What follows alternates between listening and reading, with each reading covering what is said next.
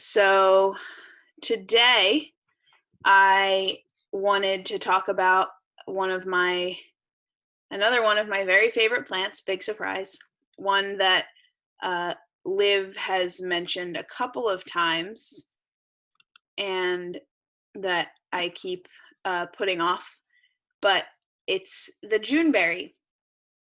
So today I'm going to talk about, try to remind me, I'll try to get to all the things. So I want to talk about the identification of this tree, or sometimes it's a tree, sometimes it's a shrub. I want to talk about its nutrition. I want to talk about some recipes. I want to talk about a particular kind of disease that it gets, these plants get pretty often, at least in my area. And I'll show you pictures of its different parts, its bark and its berries and its leaves and its flowers in the spring and its leaves in the fall. So I have all that stuff to share with you today. So first I'm gonna write down, well, I guess you can see it here. Can you all read cursive okay? Sort of. So this here is a botanical drawing, which I always really like to show you if I can find it. It's probably a pretty old botanical drawing, this one, but it shows you generally what the leaves look like and what the berries look like in various parts of their cycle. So this is like an early berry that's like, greenish, and then a slightly older berry and slightly more ripe berry, and then they get to be deeper reddish and sometimes almost like purpley blue in color when they're fully ripe. And this is what their flowers look like. I'll show you other pictures of actual photos, not drawings, of what their flowers look like. And this is what their seed looks like. Seeds are very small. I'll show you pictures of their seed. This is what they look in their cross section. So when you cut the berry in half. And this is a little bit more about what their flowers look like and their pollen, their little anthers with the pollen on them. So I think I saw Jaden. Did you have your hand up? Oh, you might be frozen. If you can hear me, and if you had a question, just unmute yourself and let's hear it. Otherwise, I'm gonna. Can you hear me? Yep, gotcha. Did you have a question? Yeah, I can't read cursive. I have no idea what that said. Oh, you can't read cursive. Okay. Not at all. Cool. Yeah. So that's fine. I'm gonna pull up the whiteboard. And it's kind of, even for people who do read cursive, that was kind of hard to see. So that's fine. So the Latin name of today's plant is, well, I'm just gonna do the genus. So Amelanchier is how you say it, how I've heard most people pronounce it. Amelanchier is the genus, and there are about 20 species, as far as I can tell, who are a part of this genus. So the common name of the Amelanchier genus are usually Juneberry or serviceberry, but they have lots of different names. Also shadbush and saskatoon, and there's a couple others. Whoops. Oh, I just lost it. Sorry, I lost my whiteboard.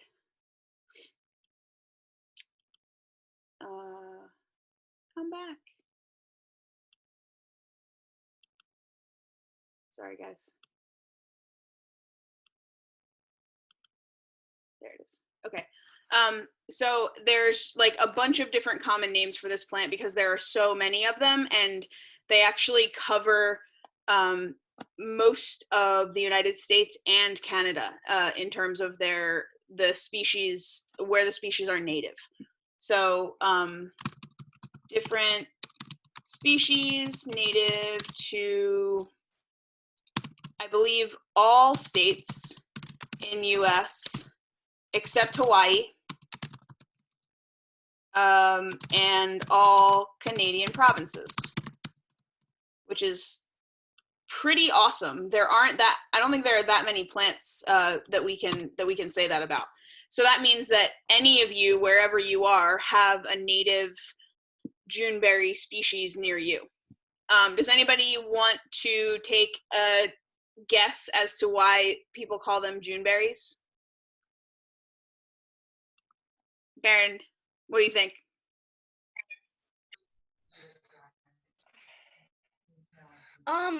Maybe because they are like the berries like become berries in June. Sure, yeah. They become ripe berries. They become edible ripe berries in June. So in where I am in South Jersey, Juneberries are they're either the first or one of the very first fruits of the whole season to be ripe. So they're really, really exciting. That's why I love them. That's why so many people love them around here once they learn about them and they learn that they can eat them, is that it's this like this anticipation. It's one of the first fruits that you can harvest from anywhere all season after having many, many months of not having fresh fruit in your garden. So I say it's one of the first because there's a few other fruits that we'll talk about. One that we already did talk about that often also starts to become ripe in early June. Strawberries and mulberries. Maybe we'll talk about mulberries because they're very common. And they all kind of come, there's another type of fruit called a gummy berry that maybe we'll get to. And all of these have a tendency to start getting ripe right around that same time in early June where I am. But without fail, every single year, Juneberries are ripe sometime within the first week of June. And that's really awesome. Has anybody eaten a Juneberry before? All right. So we'll talk a little bit about what they taste like to get you excited. And then I'll show you a bunch of pictures of how to find them and maybe some ideas about where you could find them, where I can find them around me and maybe where you could find them around you.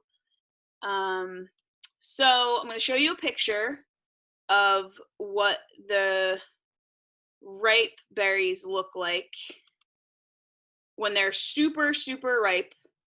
A lot of times they don't ripen at exactly the same time. So you'd be pretty lucky to find this many that are this beautiful dark color all at once. A lot of times they kind of ripen more like irregularly. So you'll have some that are light red and some that are dark red, and you'll have to harvest a little bit over time. But this is really like the color that you want. Jaden, you have a question? Those look exactly like blueberries. You're right. They look a lot like blueberries, and the berries themselves look a lot like blueberries. The species aren't related. Juneberries are actually more closely related to apples and roses and pears and things like that. They're in the Rosaceae family, which we've talked about a little bit before. But their berries look a lot like blueberries, and it's funny because they sort of taste like blueberries too. But they have, what I always say is that their flavor is a cross between a blueberry and a sweet cherry. So they have, they're about the same size as a good, like, large blueberry, but they are a little bit, they have less water in them.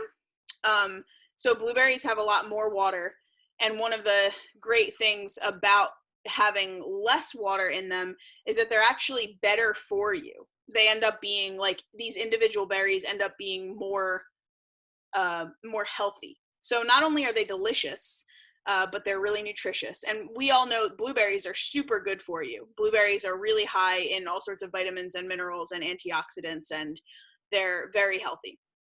But who knew? Juneberries are even more healthy. So we need to know about them. We need to know where to find them, how to grow them, and tell everybody about them, because they're also really generally pretty easy to grow, and they're way easier to grow than blueberries in most places. Blueberries, I've talked about in the last couple lessons when I've been talking about acidic soil. So when we've been talking about wintergreen the past few days, and the pine barrens, and how blueberries love pine forests where the soil is acidic. Juneberries don't really care where they grow. Juneberries will grow just about anywhere. Like I've said, with they're native just about everywhere. Let me show you a picture of what their seeds look like, and then I'll tell you a little bit about why their seeds are cool. All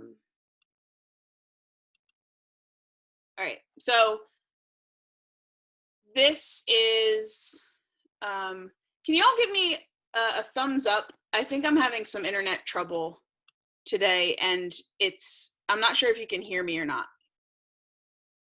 Are you good hearing me? Not really? Liv, let's see if I can hear you. If I can hear you. Okay, can you hear me? Yep.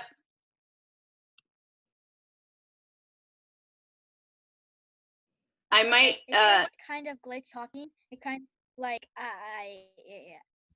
Yeah. Okay, I'm gonna try to go somewhere else real quick. Okay. So you're just gonna have to bear with me as I walk down my stairs. But that should be fine.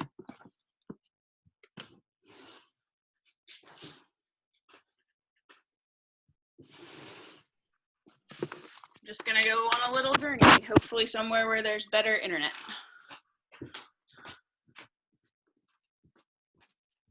Those are pretty small.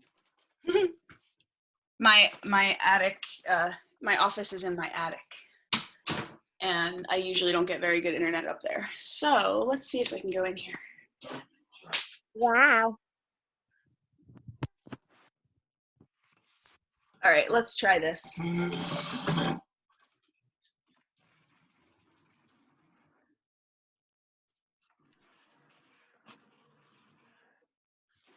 Is the sound better? Is the connection better? All right, cool. So, sorry about that. So here is a picture of their seed, and the reason that I wanted to talk about the seed is that they taste like almonds when you cook them. Jaden, you have a question? Yeah, it was working better before, but now it's back to like. It's really bad?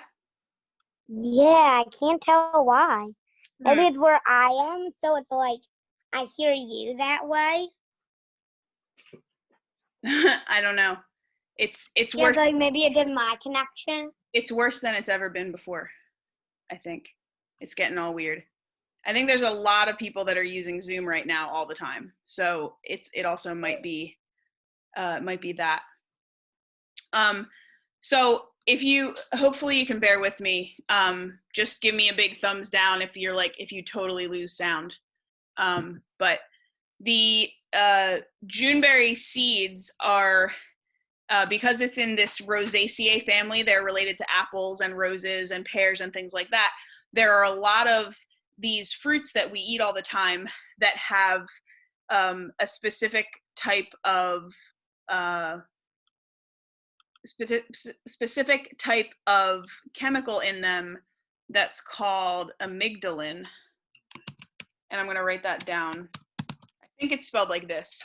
So amygdalin is it causes this like really interesting like almond extract flavor. Have you ever had like almond cookies or put almond extract in baking, you know, things that you bake?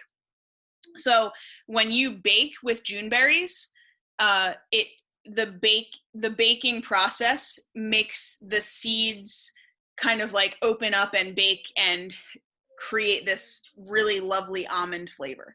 So not only do you have this fruit that tastes like a cross between a blueberry and a cherry, but it also has almond flavor when you bake it. So it's like super good.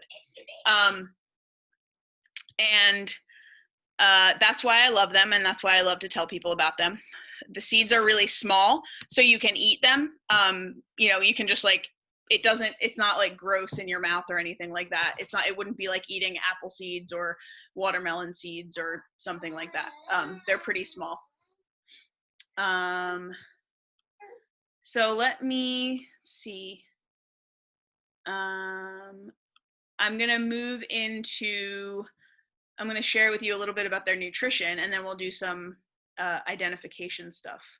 So nutrition, I started reading an article about all about these Juneberries, and I'm just going to show you a diagram on the internet that will help me explain. So remember how I said that they are often compared to blueberries and that they're actually more nutritious than blueberries?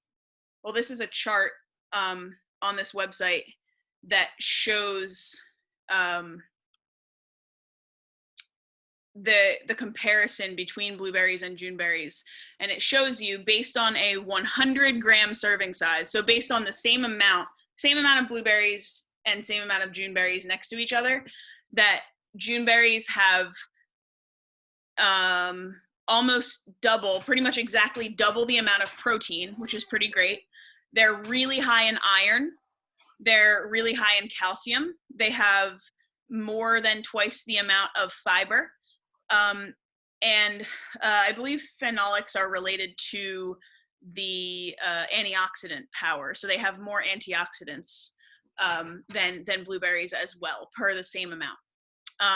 They also have, as you can see here, in this area, I just started pointing at my screen like you could see what I was pointing at. They have less water content than blueberries, like I mentioned. They have a lot of these other vitamins, vitamin C, thiamine, riboflavin, pantothenic acid, vitamin B, all these other things. My baby's on the couch right over there. That's what you're hearing right now. So I'm gonna, do you want to bring her to me? Maybe, I don't know what she just I'm gonna show you some pictures of recipe things. How about that? And then we'll do identification stuff. So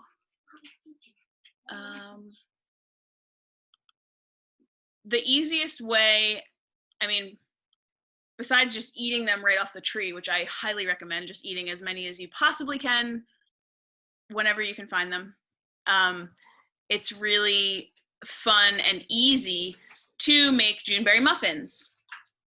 And so basically, it's really easy when you're thinking about doing stuff with Juneberries to just replace, if you can find a recipe that has blueberries in it, you can just replace the blueberries with the Juneberries. You can put Juneberries in place of blueberries in any recipe. So there's probably a lot more recipes on the internet or in cookbooks, in recipe books, that you can find that are talking about blueberries, or even small, maybe sour cherries or something like that. And you can just replace, since Juneberries are less commonly known and less commonly cooked with. So that's just something to keep in mind. And when I first started harvesting Juneberries, probably about 7 or 8 years ago, this is the first thing I did. I made Juneberry muffins, and I do that almost every year because it's really easy and they're delicious and easy to bring them with you places and stuff like that. Another very easy, very like simple substitution that you can do is obviously Juneberry pie. Oops, sorry. I lost it on my screen. What's going on here? There you go, Juneberry pie. So that's something you can do instead of cherry pie, instead of blueberry pie, a really nice, yummy dessert. I also often just will freeze them and make smoothies with them, put them in my freezer and use them for several months. And something else that a concept that I wanted to bring up to you all, that this particular website that I found it's not specifically for Juneberries. I think it's actually for cranberries,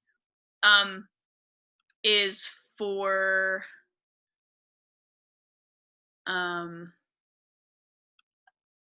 making fruit leather. So has anybody made fruit leather before? You've kind of made it, Liv? Yeah. Yeah. Cool. What fruit did you make it with? Well, I made it with dates. Oh, yeah. So yeah, it was interesting. Yeah, that sounds like a great first fruit to use. Dates are used a lot in that sort of thing. So I'm gonna put this. Do you wanna talk a little bit about how you made it? About how you made the fruit leather, Liv? Well, I just like put the dates in a food processor and then like pushed them down and then I baked it and then yeah, that's what I did. Okay, yeah, and then you baked it. Yeah, so that's one way that you can do it. Sometimes people use a fruit dehydrator to make fruit leather as well. They'll like they'll put it in a food processor, like you said, but it'll be in its raw form, and it's like juicy form, and then people make like a kind of a jelly almost, and then they flatten out the jelly onto a dehydrator plate, and then let it dehydrate that way instead of baking. But baking on a low heat would do the same thing. So that's awesome. I'm glad you've done that. So I'm gonna put this how to make fruit leathers recipe on my website, and so that you can see the link to it, and maybe do something like that with either Juneberry or with some other types of fruits that we talk about in these classes. And now, do we have any questions? What's up, Liv? Did they like sell Juneberry regularly in like Juneberry seeds at like Lowe's or something? Seeds. No, I'm sure you could probably grow Juneberry from seed, but most of the time I've seen them for sale, like you buy them from nurseries, already grown, already in like sapling form. So they're usually, at least a couple feet tall, sometimes like 3, 4, 5 feet tall when you get them. But they grow in like I said, there are like 20 different species that are known, and there's all sorts of different like crosses, like random Juneberry plants that people think might be different species, but like people argue about that sort of thing all the time. Scientists like to argue about that sort of stuff. But generally I usually just think about them in terms of how they grow. So sometimes, let me pull up a picture. Sometimes they grow like a normal tree, like a normal fruit tree that you would be used to. This is a photo of a really big, beautiful Juneberry in early springtime. So this is like this is what the flowers look like, and when they're, so imagine every single flower on that tree becoming a berry. That's like insane. So this is a huge fruit tree that has lots of flowers on it. Every single one of those flowers could be pollinated and could turn into a berry, and that would be like an unbelievable harvest. So this is your tree form of a Juneberry. And then there is this other form. There's shrub forms. So this is a very, it's not even the greatest picture, but this is the exact opposite of what I just showed you. These here, this like low growing stuff in this photo, all these white flowers. Hey, if you're gonna draw on it, you should draw where I'm pointing. That would be helpful. You wanna put a circle around it? These guys here are the, hold on. Oops. Oh, I just made it go away.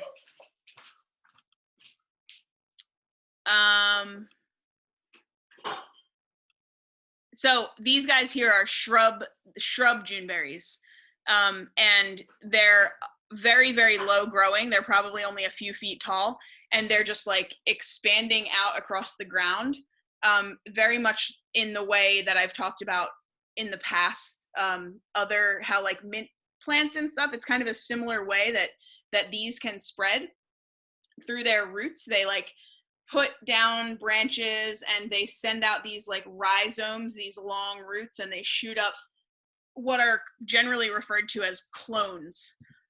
So have I used the word clone in this class before? Does anybody know what a clone is or have their own idea of what a clone is? Sure, Liv, what do you say?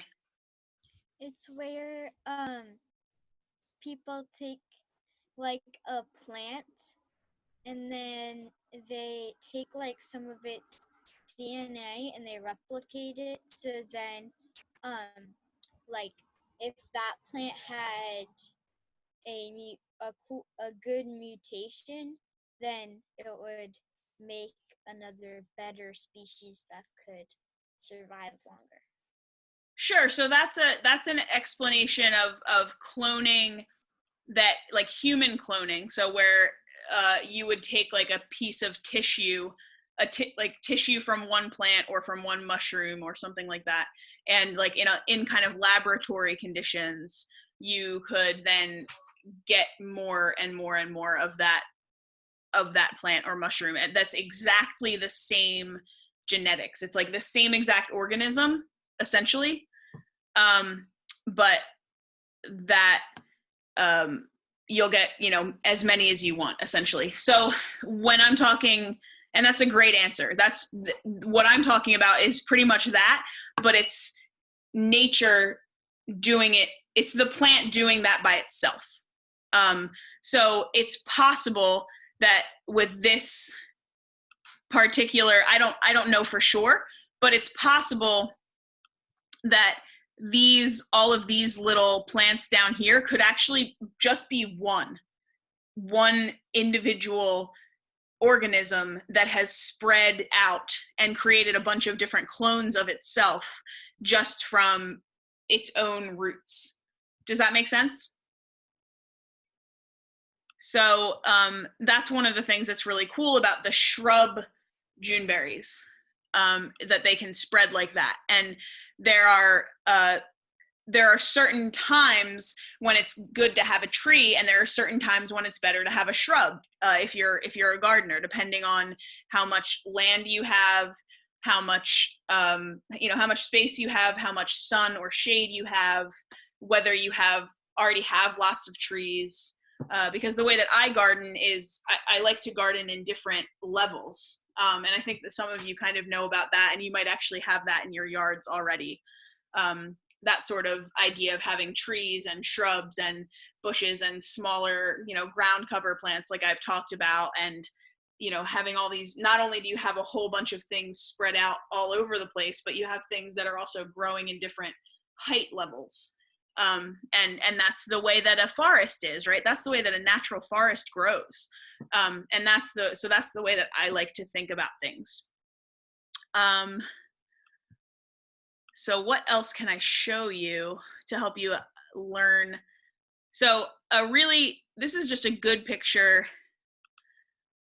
so that you can see how the berries look on the tree. Jaden, what's your question? Ileana just joined, so do you think you could just do a little bit of repeating what you said to us? Just Sure. a little bit short of it. Sure. Yeah, I have about 8 minutes or so in this lesson, and I'll talk. So, Ileana, what we're talking about today is the Juneberry, which is the Latin name of Juneberry is Amelanchier, and I'll bring up the whiteboard real quick. So Amelachier is the genus, but there are like 20 different species within the Amelanchier genus that all have very similar berries. They have very similar leaves and very similar bark and very similar fruit. But the way that they grow, like the size that they grow or the habit, we call it, that they grow, it could be different, or the exact location where they grow, like the state that they're native to, could be different, and that's why they have different species. But we call them I generally call them Juneberries. Some people call them serviceberries or shadbush or saskatoon. There's like 10 other different names because they're so common all over the country and all over Canada that people have different common names for them all over the place. So that's why it's important to remember this Amelanchier name. It's a funny long name, but it's pretty easy to remember once you say it over and over again out loud.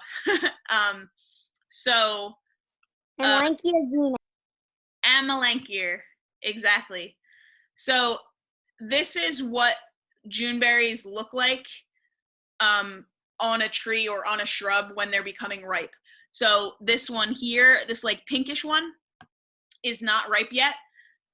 It doesn't mean it wouldn't taste good. It would just not be, it wouldn't be super sweet, and it would probably be pretty firm, be kind of hard.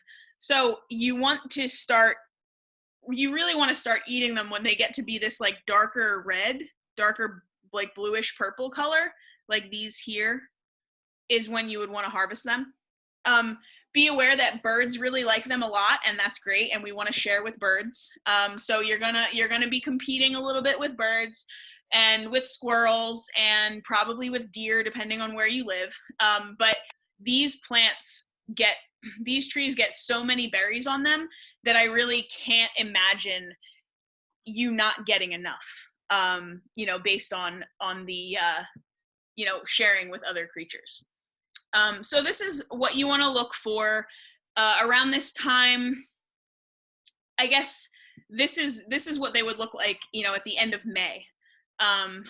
Around this time of the year, I haven't taken a picture of the one in front of my house yet, but the berries, the way that my tree looks right now is that all of the flowers have gone away. All of the flower petals have fallen off, and they've all been pollinated, and they have just started to form berries. So they're very, very, very tiny green berries on my tree in front of my house. And I have a baby tree. It's still very small. But I'll bring up the botanical drawing again. So at this point in my front yard, they're like very much at this like tiny green stage. They're probably even less than that. And I want to show you what they look like in the fall. Jaden, you have a question? Oh, just that you got 4 more minutes. I know, thank you. Running out of time as usual. There's just so much to talk about. I love these plants so much. I'm just gonna keep running out of time. So this is what they look like in the fall. So they have these like beautiful orange colored leaves. They're just really nice for any landscape in the spring and the summer and the fall and in the winter time. They're awesome trees. They're really easy. So I became aware of them because of how easy they are to grow, they're very commonly planted in cities. And I lived in Philadelphia for 10 years. And the city government plants Juneberry trees and shrubs all over the city, in city parks, on city streets, on what are you sharing with us, Jaden? Oh, was that an accident? They're on city streets, they're in parks, they're in front of people's houses. They give away these trees to plant on sidewalks in front of people's houses in Philly. And now where I am in the South Jersey suburbs, I still see them planted in parking lots, like in the middle of giant parking lots in like strip malls around here, and planted at like outside perimeters of apartment complexes. So these are common plants that are planted by landscapers and by developers and by government people. They because of how easy they are to grow, because of how hardy they are, and how many conditions they are fine to grow in. But most people have no idea that they're edible. Most people have no idea. And when you start eating them, off the sidewalk, people look at you like you're crazy, and that's generally really fun. I like to just like start conversations that way and be like, oh, you didn't know you could eat these? Like, they taste awesome. You sure you don't want to try one? And sometimes people are adventurous and they'll trust you and they'll try one themselves. And, if you're eating them yourself, you're not intentionally poisoning yourself, right? Like, so they must be edible in some capacity. So that's what I like to do. I like to there's a movie theater around me, and the whole parking lot is full of them at this movie theater. And people are going in to like buy popcorn and watch movies and stuff. And I'm like, I'm going to harvest Juneberries before I go into my movie. Like, why don't you guys do that? And, it's just like it's a funny thing. It's like something that I like to do in summertime when they're ripe. So I'm going to show you a picture of their bark, because there are lots of different species, like I've said, but their bark is generally like a gray color. And I know I'm running out of time, so I might get cut off again, but this is what their bark looks like. So it's generally grayish, not as brown as others, and it's pretty smooth. And this is just obviously a leaf up next to it too. And they usually aren't super thick around either. So, keep an eye out for the leaves and the bark and the berries, and I'll share recipes with you on my website and stuff. And we'll talk about the diseases that they get in a different time, because there's a lot of plants that are affected by the same disease. So we'll just go through that another day. It's good to see you all, and I'll see you again tomorrow. Sound good? Yay, Juneberries. I hope you get to find some. Bye, y'all. See you tomorrow.